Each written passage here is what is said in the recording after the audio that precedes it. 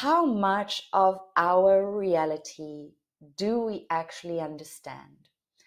What are our five senses telling us, and how much of that can we trust? We would perceive that the truth is we live in a physical reality called Earth, in a physical construct where we have physical things. But that is the biggest illusion because it is actually all energetic. How do we discern and what is truth or not? And we ask, is it good or bad? Is it in alignment or is it not? Is it life-bringing or is it life-sucking? Deceit is enchanting. It's deceitful because it looks a certain way, it feels a certain way, and therefore it can trick the body or that little being. How are we being manipulated? How the nervous system is responding to these agendas, and how these agendas are being translated into our unified field is through frequency. There are many on the planet speaking truths, but there are few that are multidimensionally connected, that understand the universal time matrix and its effect on our current experience and how we perceive reality. When the other layers of the agendas come marching in, those people are going to struggle because they haven't mentally begun to look at things and question things and think. You can be switched on and off like that. It's frequency. The Azurite Temple is so important because we're speaking about quantum frequency, scalar waves. If we understand that that's how the universe works, we can protect ourselves or expand ourselves or whatever. We can become masters of our reality.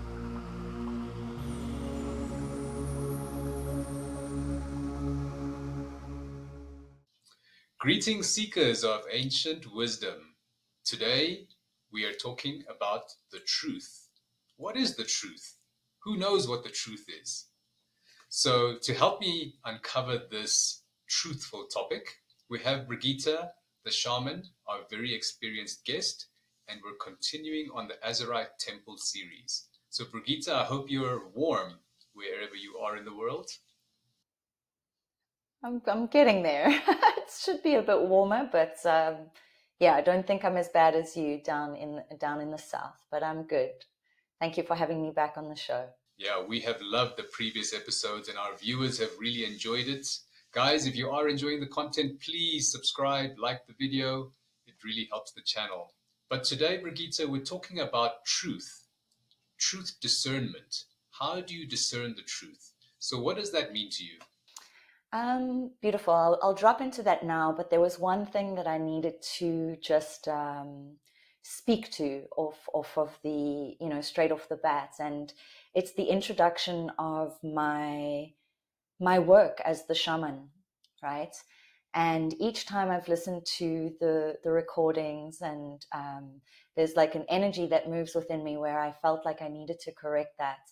And it's not that I am not the shaman, and it's not that I am not the medicine woman, but I am moving to really drop these titles and labels. And I guess this is nice about truth, actually. So it's a perfect introduction because it was sitting uncomfortably within me, because within our our journey, our spiritual journey, our life journey, our planet, our planetary journey, we are going to have layers of identity which create characters and personalities, and that we drop into different archetypes around. And these identities, personalities, are there to teach me something or teach us something at a certain and particular time of our lives. But to be truthful and honest, it is something that I've already anchored within me. So that coding, if we could call it the coding, the lessons and the teachings that come from being a medicine woman for the last decade are within me. It is no longer a title that I need to necessarily wear in order for my ego to, benefit from that label. Because to say you're a shaman it's a strong, there's a strong biomechanical link that begins to happen when viewers are listening to that, And it may and can create distortion where you may put me on a pedestal and you may put me in this guru space. And again, that's up to you. You have free will to do so. So again, it is not that I am not that, but I don't necessarily, I'm not necessarily attached to that title at this point. And I'll share with the viewers why.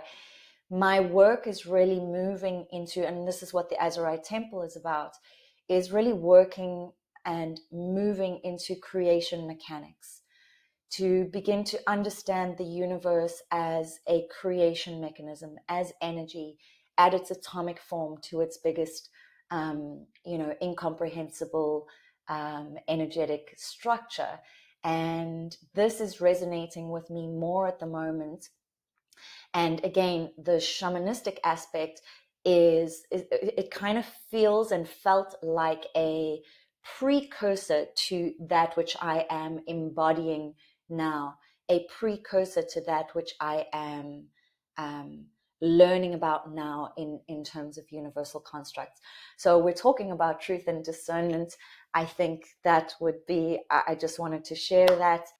I think we have to understand, and again, this is where creation mechanics comes in, is how much of our reality do we actually understand? What are our five senses telling us, and how much of that can we trust?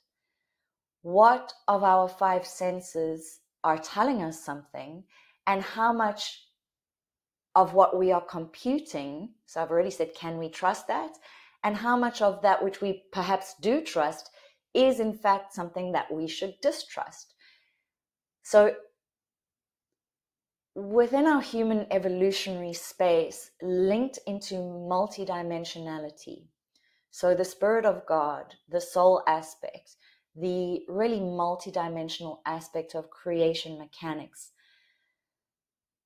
what are we trusting in this illusionary field of physical density? Because we are, or this universal time matrix is a 15th dimensional structure, right?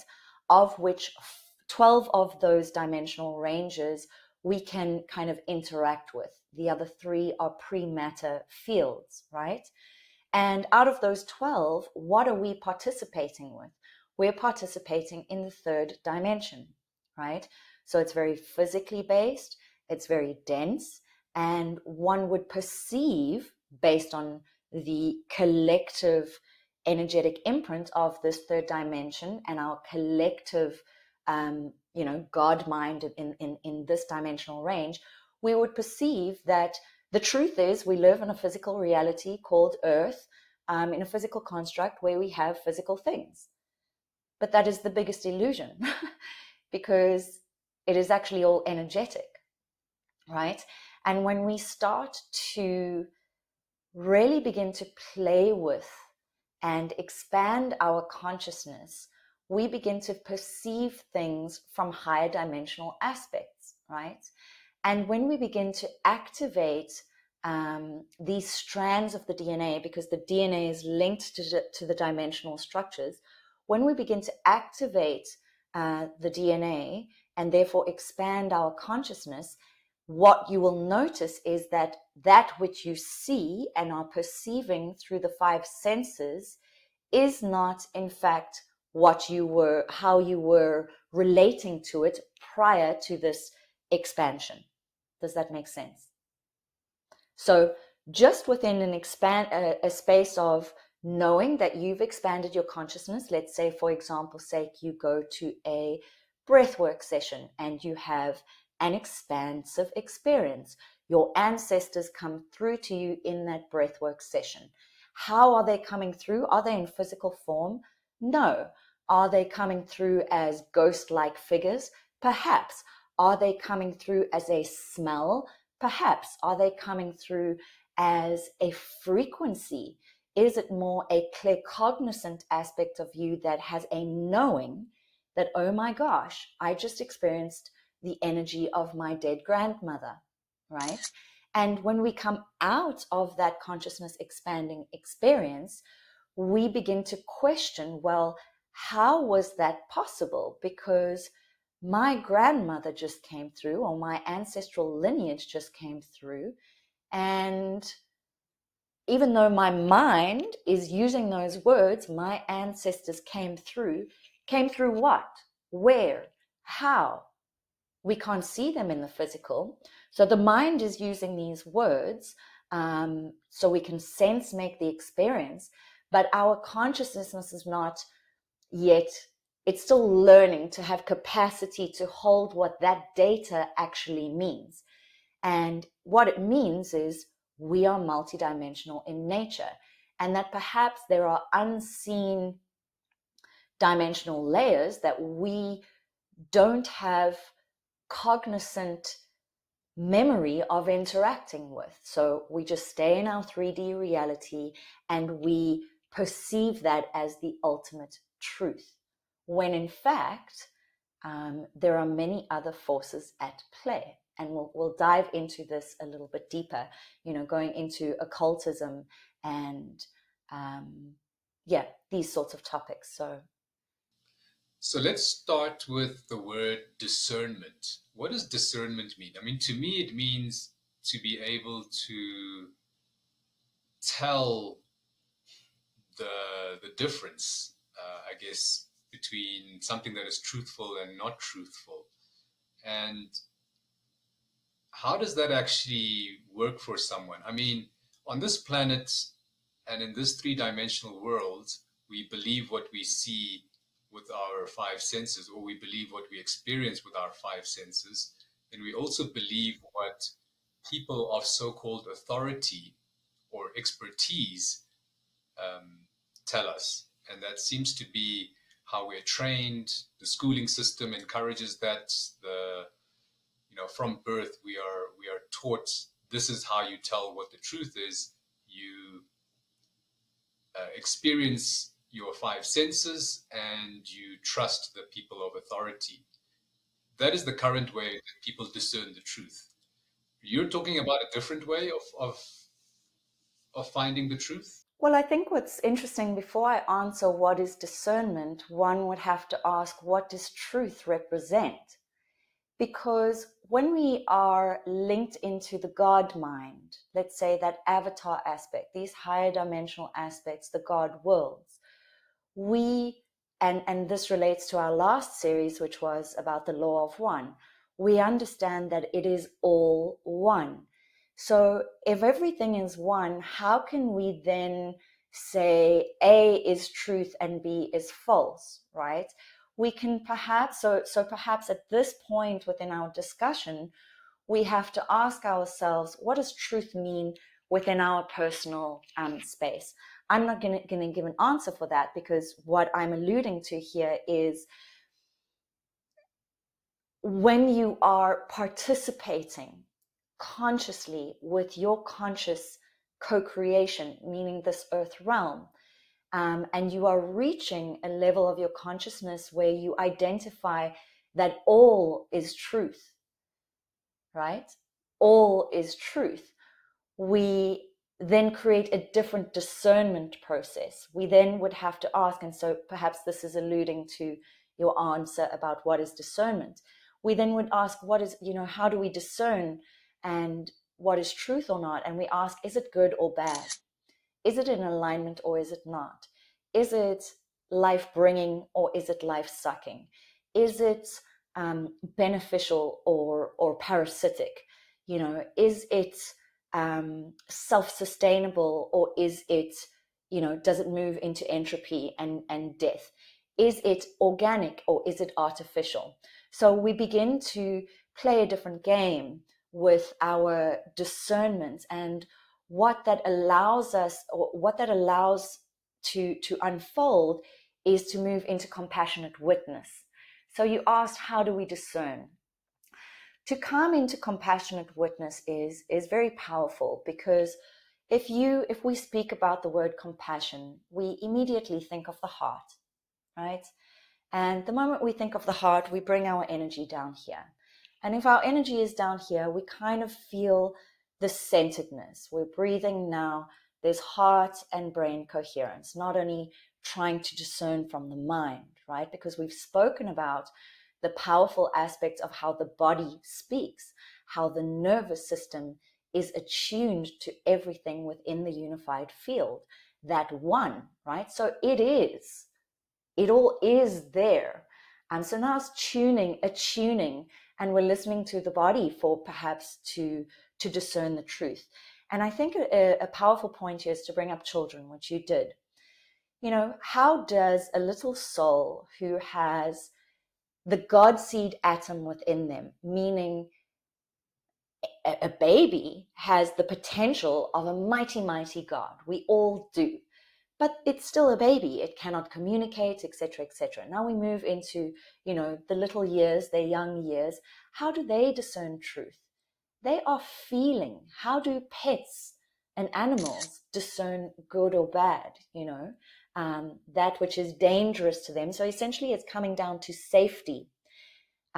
What is making us feel safe, and what is making us feel like we want to move into fight and flight? All right. So the body can respond in this way. And obviously, we bring in our six senses of intuition. Does this feel good? Is this sounding and feeling like a safe set of data for me to rely on? And can I depend on this data?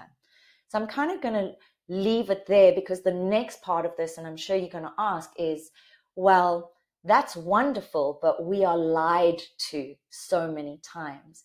And deceit is enchanting. It's deceitful because it looks a certain way, it feels a certain way, and therefore it can trick the body or that little being into saying, oh, don't worry, little girl, I'm the safe stranger. You can come and walk with me, So we can be tricked, fooled, and deceived as well. So I'll just stop there, just to engage in conversation more, because there was a lot of information there. Yeah, so let's maybe dive straight into that. There are so many lies on this planet, and people are manipulated, and there's propaganda and agendas, and I think a lot of people don't even have the time to understand that a propaganda is being pushed onto them, because they're so busy in their hamster wheel life that they need to work and they need to do this and sort out that and pay the bills, that they're not even aware that they're being manipulated. And I think this is the majority of the planet. So is it so easy to manipulate us? I mean, are all beings on the planet so easily manipulated, or is it only the humans that are subject to easy deceit? Well, it's interesting you said all beings on this planet, and then you said, or is it only humans? So we would have to ask, just based on your sentence, what other beings are we referring to that can fall into a category of manipulation or not? And simply put, we can say, okay, let's say the other beings are, our elemental beings, our tree beings, our water, our animals, right? Can they be manipulated as well? My answer is, so they're not being manipulated mentally, right? But their organic coding, so meaning their blueprint, their pure essence of being, a tree is a tree is a tree, a whale is a whale, a dog is a dog. They don't question what they are like the way humans do. So we're not directly, the agendas are not directly to manipulate them as individualized consciousness, but are they being manipulated? Yes, because how are we being manipulated? We spoke about this in the physiology of fear. We spoke to agendas and how the nervous system is responding to these agendas, and how these agendas are being translated into our unified field is through frequency. So frequency is being manipulated. And this is where this deceit comes in, because we are not seeing an individual human being that we can assess and say, oh, I don't think I trust that politician, or oh, wow, that woman really feels This feels good to me. Our whole entire system is being manipulated by frequency, by EMF rays, by the toxicity in our food. So therefore, I spoke about, you mentioned the beings on this planet, our plant life, our food life. Yes, it's being manipulated in order to manipulate us so that agendas can be implemented, because we are sick, because we are needy, because we are suffering under the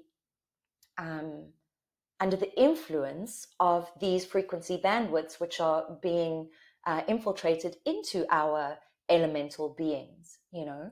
So, and yes, you opened your question with saying you don't believe that majority of the population are even aware that this level of manipulation is happening. I would 100% agree with you. And we spoke about this also in the other sections where, you know, we're living in such a patriarchal cube format that we don't have time to begin to, and we don't have capacity to look into these things in depth. It's overwhelming for us. It's time consuming in an already busy life where, you know, you only get home at 8 p.m. or something, and you've got to cook dinner and have time with your husband and pay the bills and spend time with the kids and all of these things. So yes, from that perspective, creating a busy human slave race is a very strategic implementation for other strategies of manipulation and untruths to seep through into our constitution, into our legal systems, into our education systems, left, right, and center, because we are a tired race. You know, we are tired. So yes, there's you know, and again, we haven't quite gotten to the point of, so how do we discern this?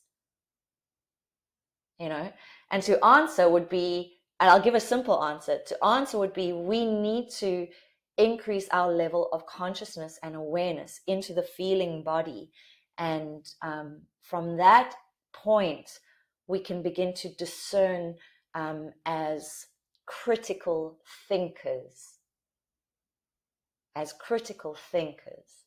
So all of our episodes are basically all interlinked. We're speaking about the same thing over and over again.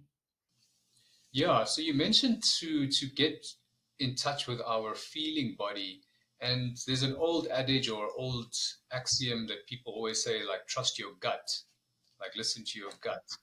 And I never really understood what that meant until maybe like a few years ago, where I was still working in corporate and I had a business dealing, and my counterparty was making these promises, but I felt something in my gut that was like, this person is actually lying to me, right? But I mean, I couldn't explain the reasons why I felt that. I just felt something in my gut. Anyway, I went along with the transaction, and as it were, as it were to be told, he was lying. Yeah, my gut was correct, but I didn't listen to my gut at that time because we're not taught to listen to our gut. I listened with my brain, with my ears. I listened to his smile. Yes, I listened with those senses and accepted what he said, and then only later, after the fact that I found that he lied, I realized, oh, my gut was actually giving me a signal. Then I should perhaps listen to my gut a bit more. And we spoke about listening, you know, getting um, into your body and feeling and all of that. But why do some people not get a gut feeling? And why did that happen to me? Like, I mean, there's been many other times I've been lied to. I didn't get a gut feeling. Well, I think it's such a beautiful question, because herein comes our relationship with spirit, right? And what is spirit? It is all aspects of the one. It is the God. It is source creation. It doesn't matter what you call it. It is your ancestors. It is the earth, the water, the fire, the air. It's everything. And it's prayer. So, they say women have a higher intuitive capacity than men do, perhaps because we are more in the feeling body, more in the emotional body, whereas men have capacity to sit more in the mental body, and that's what they trust. They don't trust this when it comes, whereas women, within a relationship, they'll be like, I'm going to ask you to trust me on this. I have a gut feeling that our daughter is fooling around with that 17-year-old boy, and we need to we need to sort this out, and the man might say, oh, you're being silly. There's no signs within the physical reality and within his mental space that is giving any indication to that. But the feminine is going, my darling, I want you to trust me on this. And the masculine would say, well, what, based on your gut? Oh, hogwash. And this is that prayer. This is connection to spirit. This is connection to your soul. So your question was, why do some people have it and why do others not? Well, I believe we all have it, but as you mentioned, we don't get taught this. And when you said it, I imagined this group of school children where instead of receiving information through the five senses, they were blindfolded, let's say in a class, and the class, obviously this would not be this would be a feeling class, an intuitive education class, an emotional intelligence class, and a breathwork class and a meditation class. And, we might put a color on the wall and ask them all to telepathically decide what color is on the wall. What do they feel, or we could say, let's put the color on the wall and create the sound of what you think that the color is, because remember, everything is frequency, so that color would have a sound match. So this would be lovely for our education systems to instill, and it's where we've gone so wrong, because what are we doing, or people like me as facilitators and healers and practitioners and shamans and whatever you want to call us, who are we working with? We are working with adults undoing everything that they have done and learned in an indoctrinated system. Right? We're undoing all of that. And through the undoing, what is it that we're teaching them? Exactly what I've just described that we could teach the school children, right? So you say, why do some have it and others don't? I don't think we've ever given it attention on a scale and a value system. So people don't value it. Why is it important now on a scale of value? Is because there is so much deception that you better start tuning in to where you are being lied to, where there is deceit within your reality, and to begin to trust. Because what happens when we don't tune into those aspects of our intuitive field? We have no basis to test and validate our levels of trust to ourselves. So we always externalize. We say, oh, Google, I can't quite remember where the street is. I'm just going to Google map it. So we give everything to the AI. We lower our own bandwidth of capacity to intuitively figure out, where are we?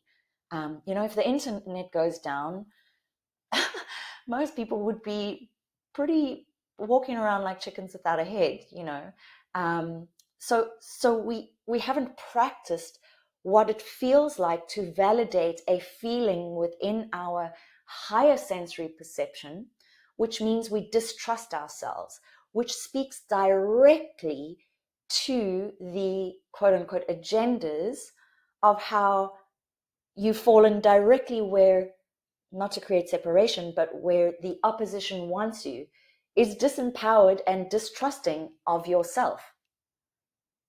So not only have you not had practice to use your intuition, even when you do, you don't know how to trust it because you haven't validated it in any smaller situations in your life.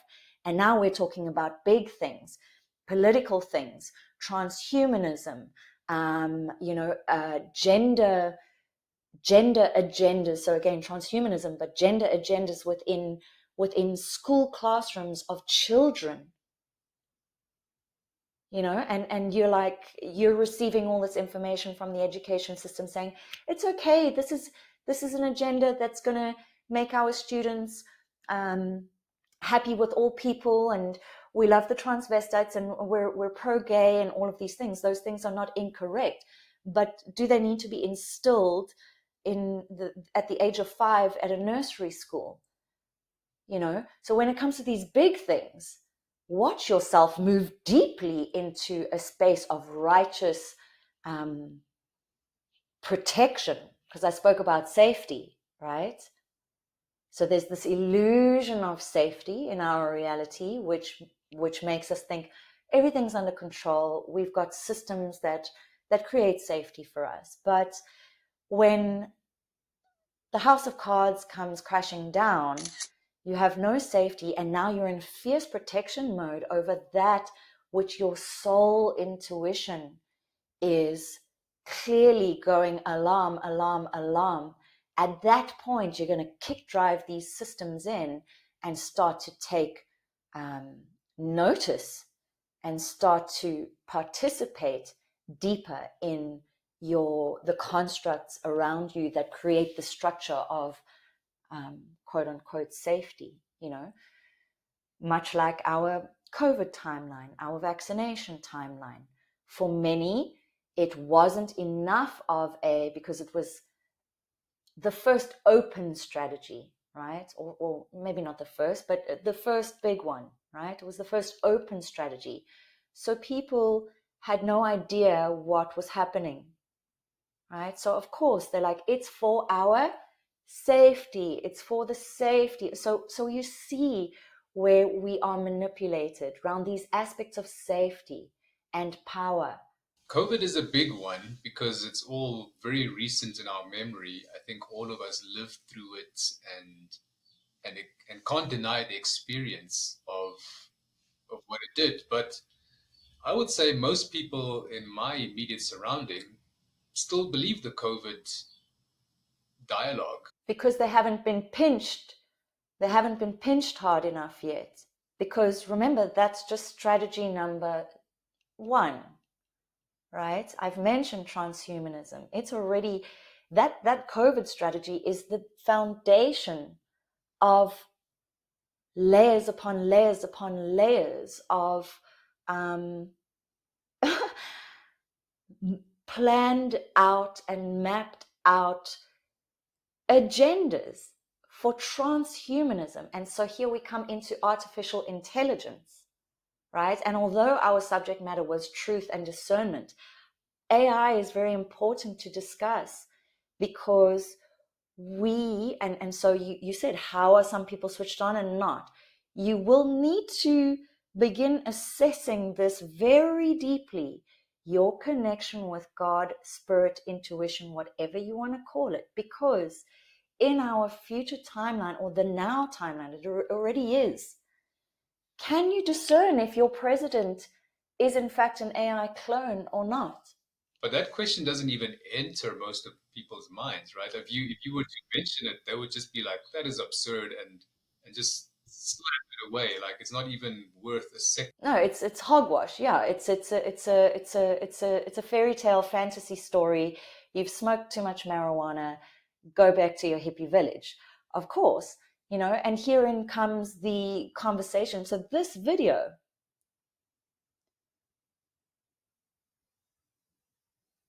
if you are watching as a viewer, first of all, I say thank you. Actually, first of all, I say, take what resonates, leave the rest. So if you think that, it's okay.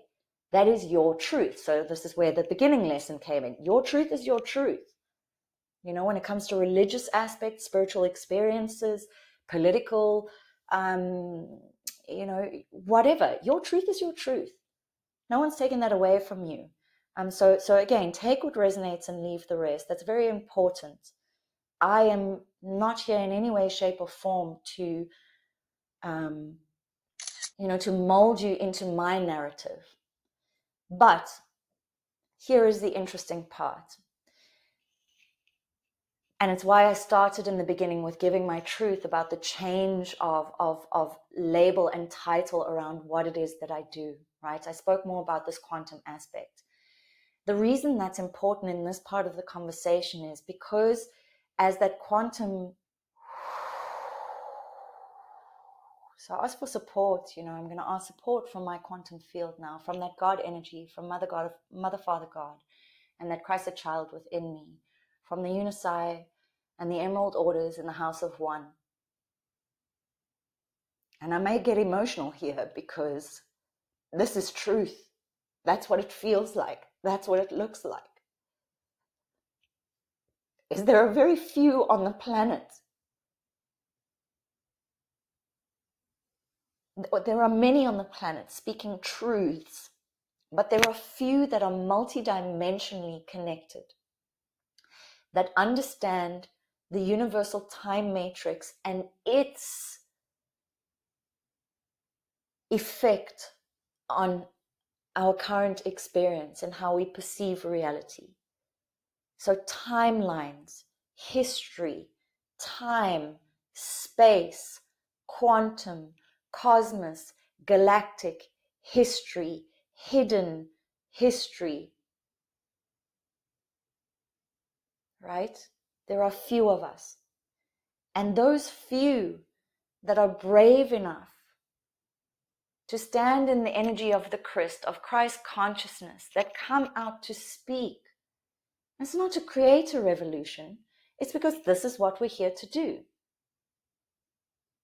I am a communicator. I am a speaker. I am a seeker of truth.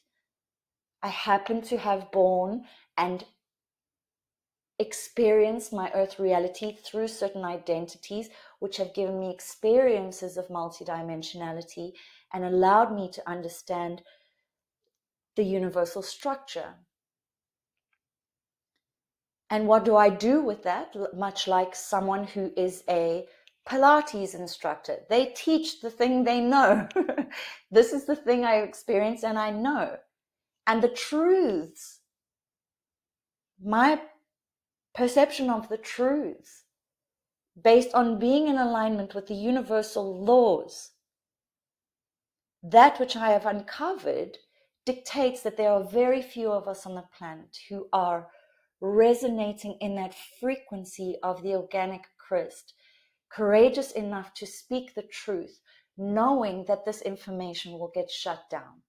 And I have proof of this over years of me doing my work.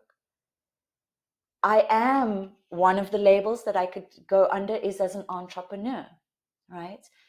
And a highly effective and efficient one from a strategic point of view, from an operational point of view, from a professional point of view, from a branding point of view. It's 10 years of my business.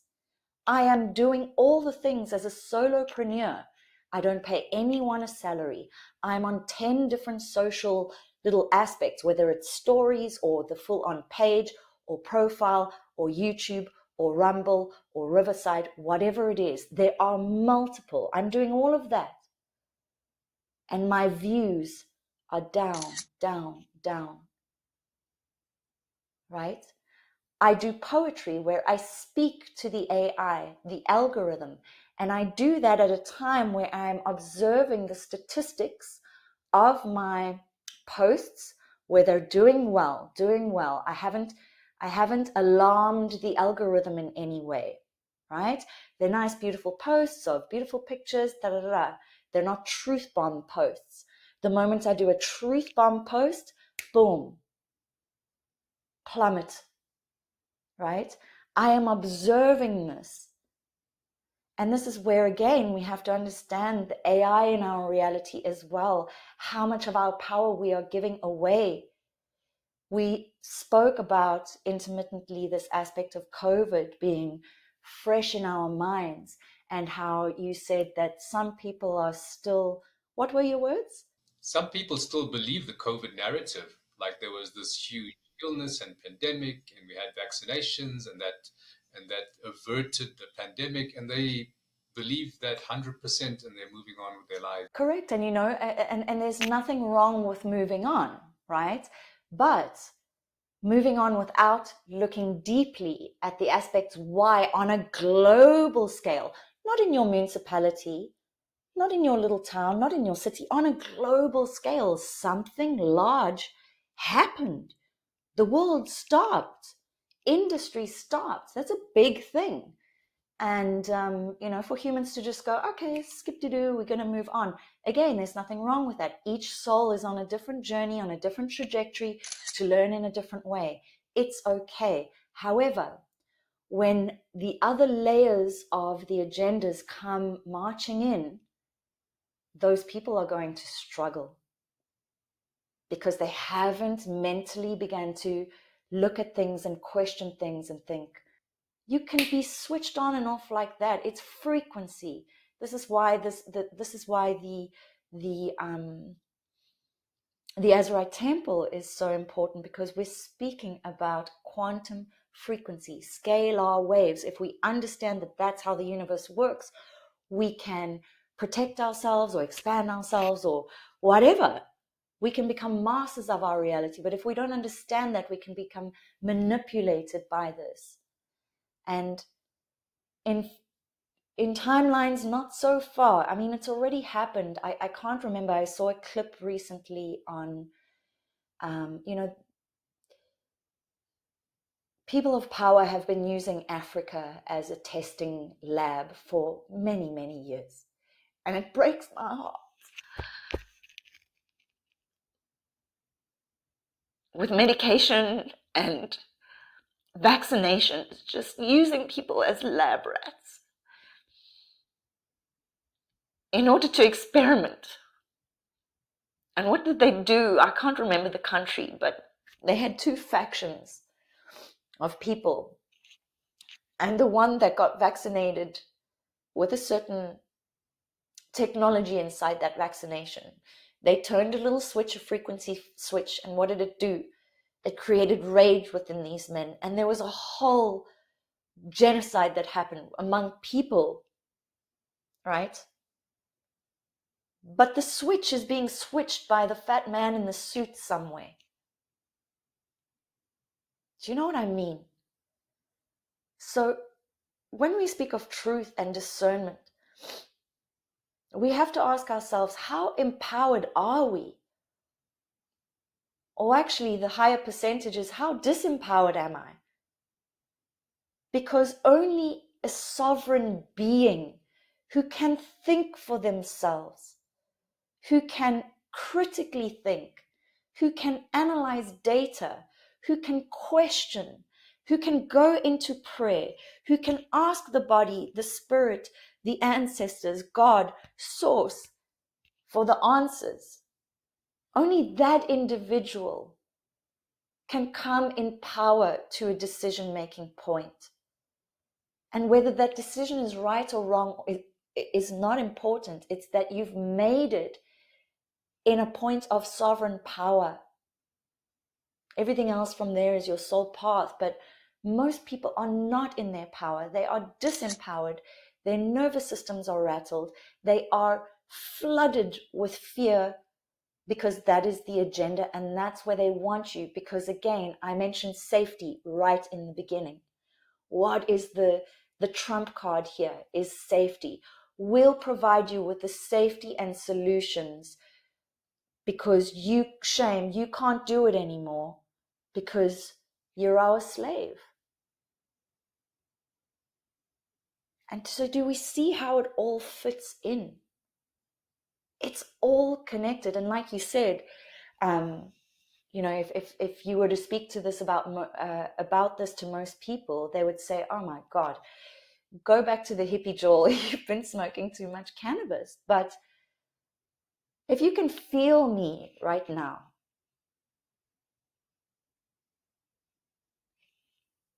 I'm not doing this for recognition. As I said, I am doing this because it happened to be in flow, because that's what I teach. This podcast series was an exchange, a beautiful exchange. That is an exchange I am honoring. The flow of the exchange has brought me to this place today to have this message. Yesterday, I did an interview with someone else on a podcast about creation mechanics and AI. And so, yes, we're talking about truth, but we have gone historically, galactic history, through robot wars. We have gone through electric wars. AI is not new. The point I'm trying to make is we need to decide what is important to us, what is valuable to us. For some people, it's pretty cool and technologically ingenious and innovative to have this kind of technology and be blasting around the streets in amazing whatever you call them. To some souls, that's amazing, awesome. All timelines exist. But when you're being shepherded, is a good word, shepherded that way without your knowledge, it's a different story.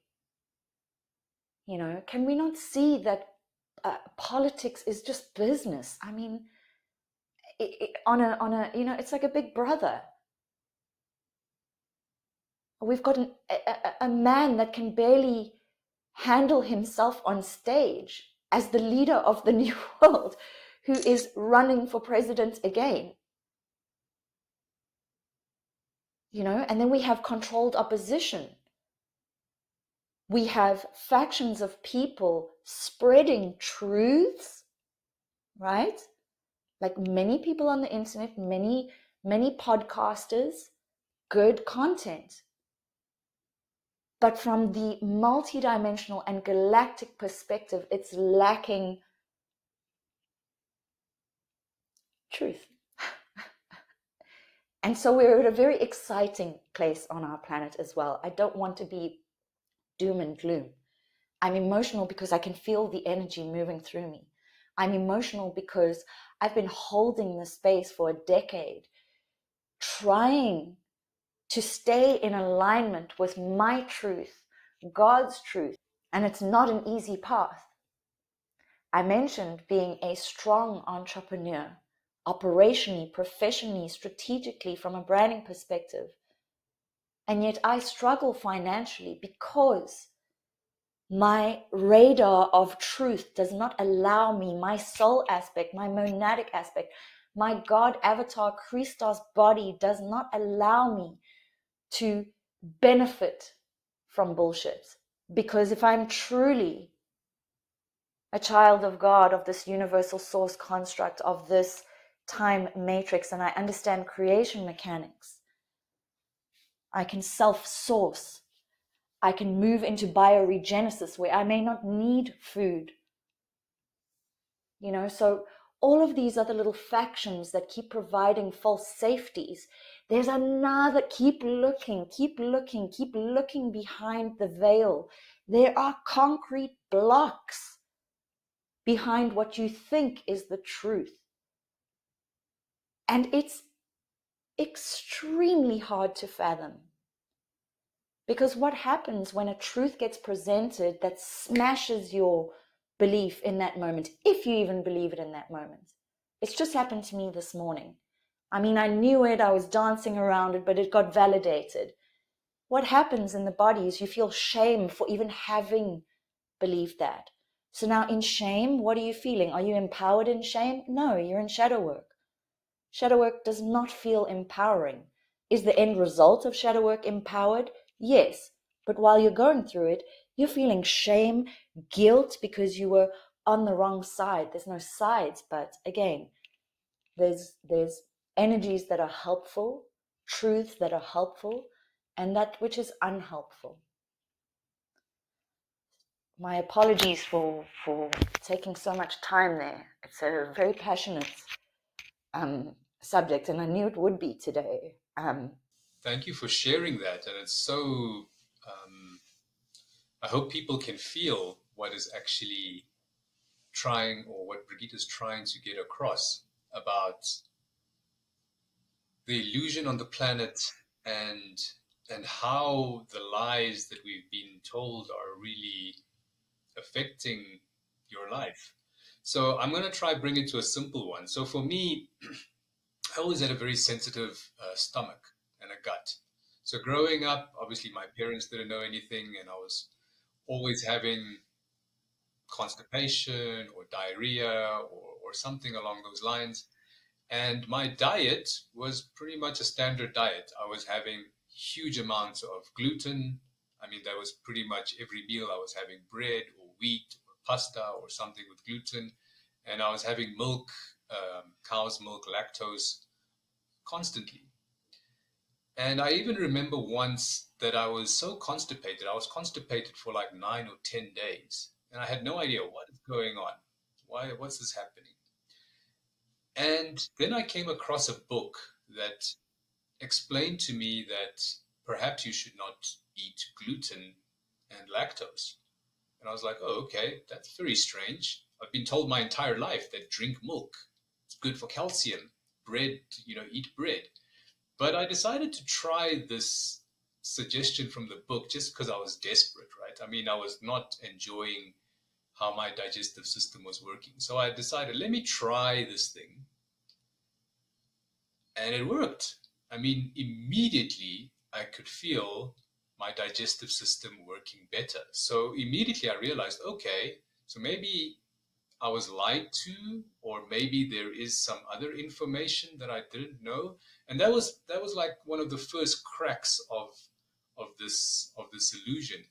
And that led to more things and more things. And then, 10, 15 years later, I have realized that there's just lies everywhere. Everywhere you look is lies. Lies from the food system, from the medical system, from the engineering, from the science, from the religions, like it's just lies every single everywhere you can look. And that has really been my journey to discern and to know who I can trust. And that brought the power back into my hands because I realized, well, I don't trust you. I don't care how many certificates and doctorates and scientific research papers and all that you've got. You've lied to me before. So I'm not going to trust you. I'm going to trust myself. And yes, I've made many mistakes and I fumble and I do the wrong thing and then learn. But then you have one person accountable, and that's you, right? Which is empowering. But when I look at the rest of the planet, and I'm just talking about my immediate network of people, they haven't had the luxury of going through that, right? Maybe it was a burden for me that I had a sensitive gut, but it actually, in hindsight, it was my light that took me out of this falsehood. And other people haven't had that luxury. That they've got something that needs to crack that layer of foundation of illusion that they have to start trusting themselves. So how do people do that? Or is it you're gonna get smacked with a big event? I just wanted to pop in and say hello. As per any experiences that you've had with me, I kind of want to allow you an opportunity to come into deeper work with me for those of you that are interested. Essentially, I have a coaching container that I am completing soon on the 8th of April, and the new one will be opening in a couple of months' time. This is a really, really deep dive into spiritual technology, metaphysics, multidimensionality, consciousness, healing, ancestral work, light work, shadow work, light language, voice activation, embodiment, breath work, nervous system work, really understanding your spiritual role here on planet Earth as we work together as a shield, like the mushrooms, like the mycelial, in order to raise our own frequency as well as the frequency of the planet.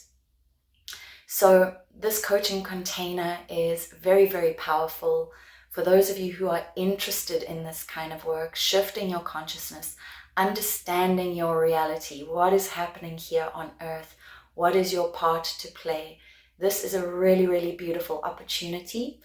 And we do a lot of meditation. We do a mixture between energy work and teaching. So the mind is activated. There are practical aspects that we go through as well. So it's really a nice balance of energy work and coaching. If you are interested, please do get hold of me. I don't want you to worry too much about any language aspects because a lot of the stuff we are just sitting and observing how energy is moving. And there are diagrams that can assist you in what it is we're doing in terms of the content. Those of you that don't know or need a reminder, I work within the law of one, and this is the basis of my teachings. 950 billion years of information, of ancient teachings, and really just a reminder of who you are from this heart space. So again, I say hello. Please touch base with me if you are interested in this type of long format coaching. It'll be around 6 to 7 months. And yeah, I hope you're doing well. I'm sending lots of love. Ciao. Yeah, I think, we kind of discussed this in the trigger events, the first video. So something's gonna come, something's gonna come. It's the same, for example's sake, as, and whether, often we want to be the one. So let's say this podcast is the intention is to share truth through this podcast, but we may sit in disappointment to a certain degree because it's not reaching 100,000 people. It's only reaching 500 people, right? And in those moments, again, we have to trust in the source code. We have to trust in the higher plan because, and this is important, as much as I have said, for example's sake, we've had robot wars, we've had electric wars, it's all been done before. And therefore, everybody better look out because X, Y, Z. However, remember, everything is consciousness. Everything is energy. And everything that we've done has already happened before, right? So this is where our relationship with time comes in. The point I'm trying to make is I and you and our viewers are here. We are here. We are breathing. Yet we've gone through these wars before and we're repeating timelines. So in essence, there's nothing to fear, is my point, right? We've gone through the wars. We've died. We've been disempowered. We've had war. We're back in this space. It's just asking, what experience do you want to have now? We're tired of learning through war. We're tired of learning through these really hard lessons. So you ask again, how is it going to happen? It's going to happen because whether you think you have an influence over shifting someone's life, something, it could be an absolute stranger, it could be a cat walking across the street, it could be a symbol or code that you see in a TV series, it could be your husband doing something, it could be a million things. But the soul is here to evolve and progress. That is the natural cycle of creation mechanics, expansion and contraction. So you can avoid all you want, but it will occur. And I think this is also a perception change that is required. I spoke about compassion earlier on. Many of us that are awake, all right, let's first know that we remain humble through that awakening because there are still so many layers to uncover. And even though I tweak my mind into what it is I believe that I am and that I'm being guided with a specific title, I'm like, whoa, and this is why I corrected the title in the beginning, because titles do hold value, and sometimes we're not ready for that title, but sometimes we have to wear it. The point I'm trying to make is perception and perspective, is that we as the awakened ones believe that we need to be the message bringers to others, and we do. But sometimes that which triggers the other is not from an awakened soul. It's just something random in their lives. And we trust that even though they can't have the conversation about what occurred in the level of consciousness that we would describe as, they've got it now, something is shifting little by little by little. And this is how we have respect for the sacred path of each individualized soul and their consciousness on this planet. I know we want to shift big energies. But I mean, if the global stage isn't enough to, you know, to have a strong look at things, then, you know, nothing will be. But it is, because we're all part of the unified field. So, you know, and this is where we can say something is possibly nihilistic. So we just say, oh, well, there's no purpose in anything. Or we say it's absolute balance and trust in God. You know, it's up to you. So it's this perspective that we think people aren't awakening, but how can they not be when there is war around every corner in a unified field? And there has been, you know, what's so interesting is we have such a highlight on Palestine, and there should be, of course, but we've got genocide in Congo to have our technology. South Africa has been such a huge place of murder and rape for years and years and years and years.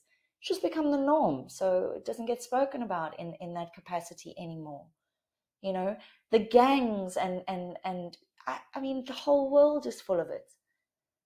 You know, so I think also to have, again, it's this compassionate space of, I think every soul is inevitably doing their best. But if you have capacity to understand what we've spoken about here today, and to be brave enough to ask questions, and to begin researching, not to move into an activism role. Because what I'm doing here is not about activism. I've spoken to this particular episode to being about flow. It happens to be the flow of a sequence of events that has brought me to this conversation. I've not been planning this conversation. I've not been, you know, lying awake at night, shivering in my boots about this conversation. It's been absolute flow. It's me being in my God body, you know? I don't know if that answered the question. So I do want to ask a question about something you mentioned in the previous episode about curiosity. And maybe this is the one difference between people who are awakening and people who are not, is a curious instinct or a need to understand a bit more. So why are some people curious and other people don't care at all? So I'll give you an example. Let's bring the COVID thing back, because it was such a big global thing. And you said, if COVID is not going to wake you up, like, I mean, honestly, maybe nothing will. But there were so many lies through COVID, like ivermectin is bad, it's a horse dewormer, and they attacked Joe Rogan for taking it. And then a few months later, we all find that ivermectin is great.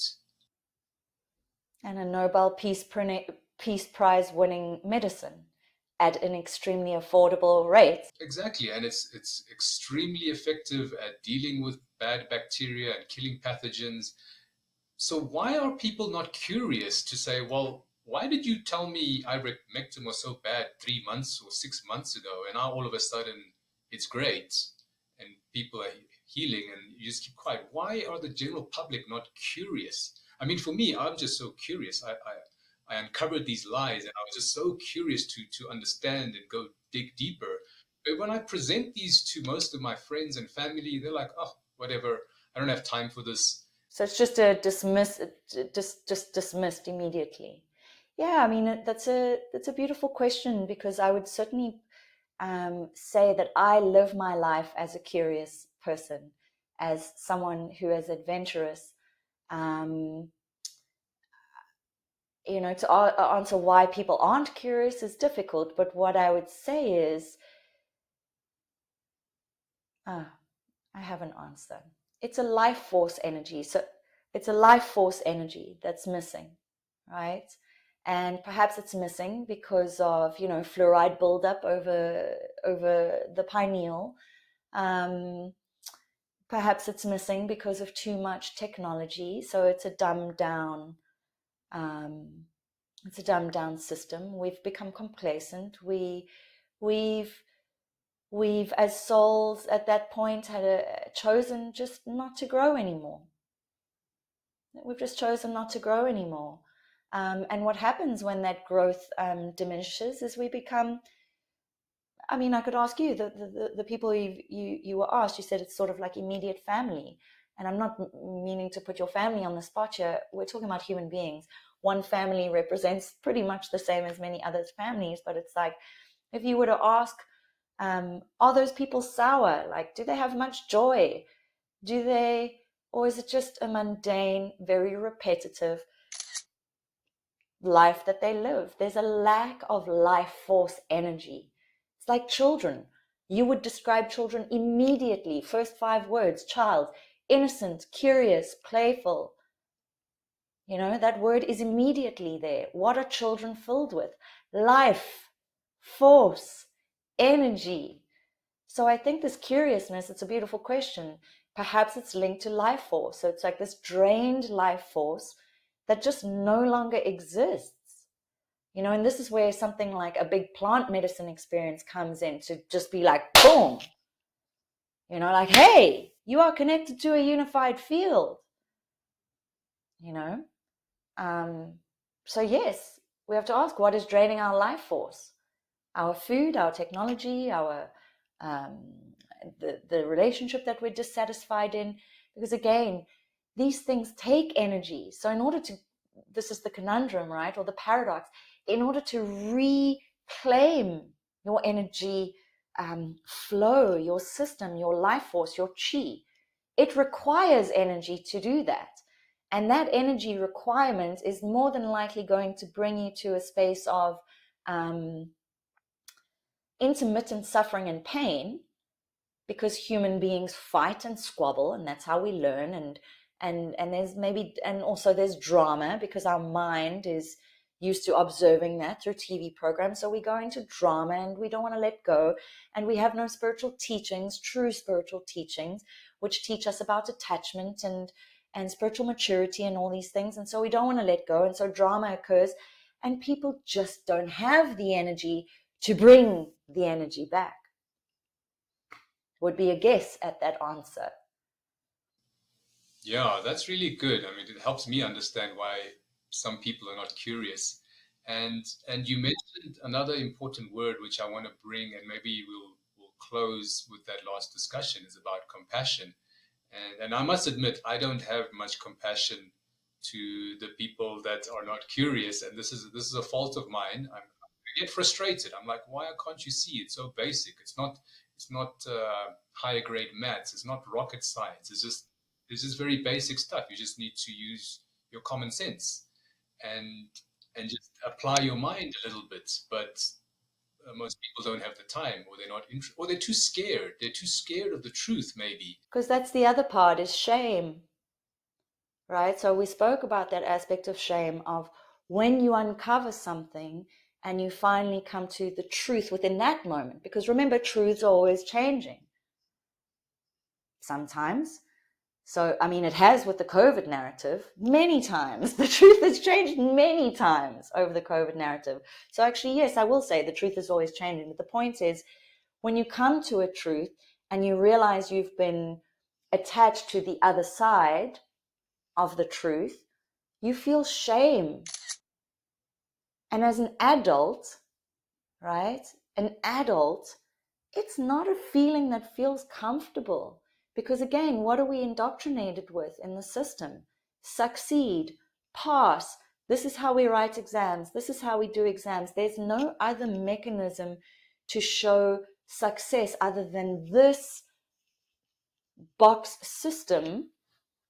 And we're not taught to feel the emotions outside of that system. So we don't often feel shame, and where we get to fail on something or feel disappointed in something. It's just been a very limited learning space in the indoctrinated way, whereas the world, this planetary system, this universal time matrix, has such potential to teach you limitless things if only you wished to learn. If only you had the curiosity to do the research and to be open-minded. So maybe we can close on the compassion element and how people like us who are a little bit more awakened. I mean, I'm not anyway claiming that I'm fully awakened, but I just know a little bit. How can I apply more compassion to my less awakened brothers and sisters? And maybe that's what we need is instead of the frustration and anger at people not applying their common sense, because we need the truth to spread around the planet for the greater consciousness to rise, I would say. And I know a lot of this conspiracy theory people are, this, it's just like fighting going on. They're like fighting with each other, and there's not much compassion. And I think that's what's keeping the lies alive. Well, it's also this aspect. So one thing that stood out to me when you asked the question was, you said we need these truths to spread. Now we have to ask, well, do we need it? What part of us needs it? Which part of the identity needs it to happen? Because that's an ego that needs it. And the moment you need it or that ego needs it, it means we're distrusting in the whole entire thing. And this is the complexity around spirituality, right? So that's one thing I noticed. So to answer the question is, if we take the need out of it and we are driven purely by our passion, much like I am, I've sat here crying on the show going, because I follow my passion, I'm not a victim in this, so I don't need anything, right? I make less money, but I have more life force and I have more integrity, and I can walk with my head high with little in my back pocket. But I am a sovereign being and I am powerful. So I don't need anything. I just need to align to my truth and show compassion to others who are still in victimizer complexes that are creating looped systems where, and particularly, so, this is the thing, this is why I say we have to find the truths, or we have to see the traps, because to me, most conspiracy theories are correct, right? But to argue over it left and right and back and forth and it's a trap. It's a trap. It's an energetic trap. So follow your passion. So for you, Deepak, you said, like, it frustrates me that these people within my immediate space have no interest or inquiry into it. Yet, what have you done to facilitate the process of you wanting to bring truth out? You've started this podcast,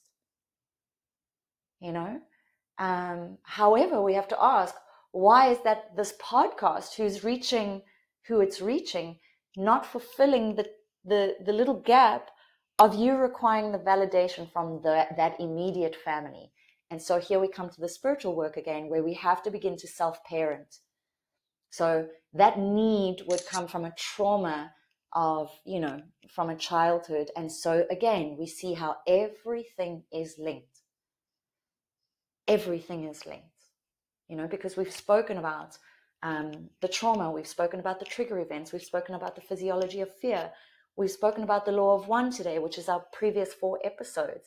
And it's all circled around this aspect of truth, because within the one, so I hope at this point you can see within the one, we see how everything is connected, and how to be a teacher of this subject matter is not always easy, because if you have an hour session with me, you're not going to get the whole, and so anyone who's watching this particular episode, I would really recommend to watch the others, so that you can start to perceive how beautifully unified each subject matter is, each principle, each concept, and start to gather the truths for yourself and begin to discern for yourself. And to be compassionate with the times that we are still triggered. Because again, that trigger for you, so the passion aspect you're already fulfilling through the podcast, but the trigger for you is a wounding, because we want it from our immediate family. So you really hit the nail on the head. And the traumatic event from my childhood was just being misunderstood by my guardians, who were my parents at the time. And I'm carrying that trauma. I mean, it was quite traumatic to be misunderstood or not heard or not listened to or dismissed, or my points or opinions are not valid. Just keep quiet, you're a kid. But now that trauma I've been carrying through my entire life, that now everyone around me doesn't understand me. I feel misunderstood. I feel my opinions don't matter. So you're right. This is a one. This is the unified field that is doing full circle. And this is happening, I guess, for everybody. I'm not the only person. Everyone is reliving. Yes. So, we could say, what is planet Earth? We could say it's a round ball. We could say it's a physical structure. We could say it's a multidimensional being. Or we could say it's a unified field of trauma and narcissism. We could also say it's a unified field of war. We could say it's a unified field of potential. We could say it's a unified field of inertia, creationism energy. It all depends how you see things. And that's why I started with, well, we kind of got to ask ourselves, like, what does truth mean to us? Because we're going to start questioning these things. What sits as truth at one moment and in another moment, but they're the same thing, because our perspective is skewed. It's called actually an aggressive mental construct. It's an error of thinking. And so, yes, this aspect of truth in the very higher dimensional aspect is a mind tweak, because we can end this with a drum roll. Can we believe our senses? Are our memories true? Is that which is perceived as truth an artificial intelligence holographic insert placed into our consciousness? Because we have to understand there are higher dimensional technologies out there far surpassing anything that we are experiencing on Earth, and it's alien technology. So, and it's trying to sideswipe you, or it has the capacity to. Again, I'm not, need to be careful with my words. This is not about fear. I'm just giving perspectives. So yeah, very, very interesting topic, not an easy one. And I hope I haven't left anyone in the space of, oh, well, because I understand how you may feel that, and I understand how that may bring you into a bit of shadow. But to maybe end off in this hopeful space, you spoke about compassion, is to just say, hey, we have done this all before. I mentioned it before, of like, we've had all these timeline wars, and here we are. Here we are. So live a good, healthy, enriched, empowered life where you make decisions for you, don't get pushed around. And I think for me, that is really what resonates with me. And I hope that resonates with our viewers, is to take the power back into your hands, into your control, and be the master of your ship. You mentioned that previously in one of our other talks. Take that, become the driver of the ship, or become the captain of your ship, and stop putting the power in other entities or institutions or people, irrespective of their illusion of credibility, because they might pretend or they might convince you that they are the experts, but rather take the power into yourself. And I think that's really what people need to do, because the truth can be discerned through your feelings if you are in touch with them. And that's what we really need to learn, right? Yes. And also the other, like leveling the playing field. Who set the laws? A man. Man's laws, not universal laws, man's laws. Who is the president? A man or woman. Who are you? A man or woman. Biologically, we're all the same. We all sit on the toilet daily and do what we need to do. We all eat meals, we all burp. The illusion and the lie, this is a good one about lie, is these false roles. So when we work on sovereign's law is also in the Azurite Temple. We begin to unravel the false narrative around the titles that people take. When you go to a judge in a court of law, you are speaking to Mr. Smith, who happens to in this moment be playing the role of judge. We're playing here on this planet. He is not your judger. He is Mr. Smith playing a role, and you are man and woman of mankind,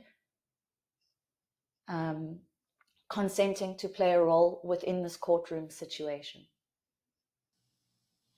So don't consent, I guess. Don't consent to other people. Or know what you are consenting to. Because again, what was COVID about? It's a lesson around consent. They caused fear to make you do something by getting your consent, basically, by you doing the things and not asking the questions and knowing your rights, you inevitably consent to it. So in our spiritual work, in our deep, high-level spiritual work, consent is a huge, huge, huge, huge topic. Huge topic. You know, I don't just go in and change your DNA and da da da da da. It's consent. Can we work together in this dynamic while I play the role of healer? Because actually, what are we? We're all God. We're God's source. We're everything and nothing. But for this time, I'm going to play the archetype of healer and shaman. You're going to play the archetype of client, and we're gonna learn through each other through this dynamic. Do you consent? Yes or no? You know, but to tell you I'm your savior as your only savior, this is the only way. No, you've got to. There needs to be consent, and we're often fooled into consenting without us knowing. This is why we have such an angry population on the planet. Is they believe that disservice has been done to them. But if you really, really look at it in the mature adult way, consent has been given.